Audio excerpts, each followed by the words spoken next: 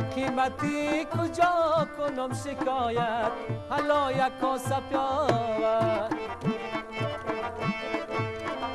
نمی کند دیماش بریم کفایت حالا یک کاسه پیاور دکاندارا ندارد رحم و انصاف حالا یک کاسه پیاور مسئولین هم کند از آن حمایت حالا یک کاسه پیاور این سلات را ببین مرچ تازه را ببین سبزی پالک برا کرده دیوانه حالا یک کاسه پیاور سبزی پالک برا کرده دیوانه حالا یک کاسه پیاور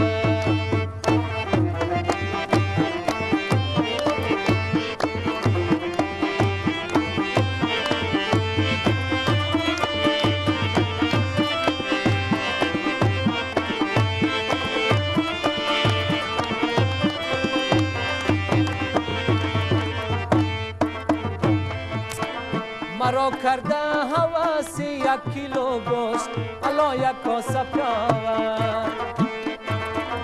مگر قصاب جدا کند ز من پوست حالا یک کاسه پیاور نمیدانم که نرخ نامه کجا شد حالا یک کاسه پیاور ز پول خود تفتیش را نموده دوست حالا یک کاسه پیاور این سلات را ببین مرچ تازه را ببین این سلات را ببین مرچ تازه را ببین سبزی پالک برا کرده دیوانه حالا یک کاسه پیاور سبزی پالک برا کرده دیوانه حالا یک کاسه پیاور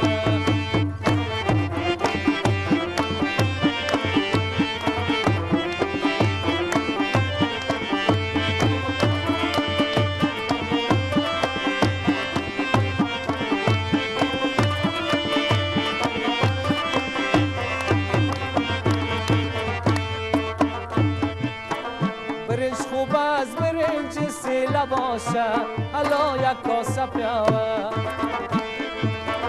با دست پیپسی همراهش میوه باشه حالا یک کاسه پیاور سه سال اندیش برید گفته نتانه حالا یک کاسه پیاور کباب مرغ همراهی کوفته باشه حالا یک کاسه پیاور این سلات را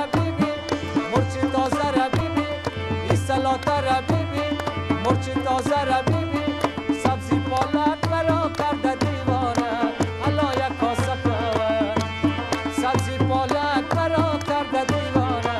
حالا یک کاسه پیاور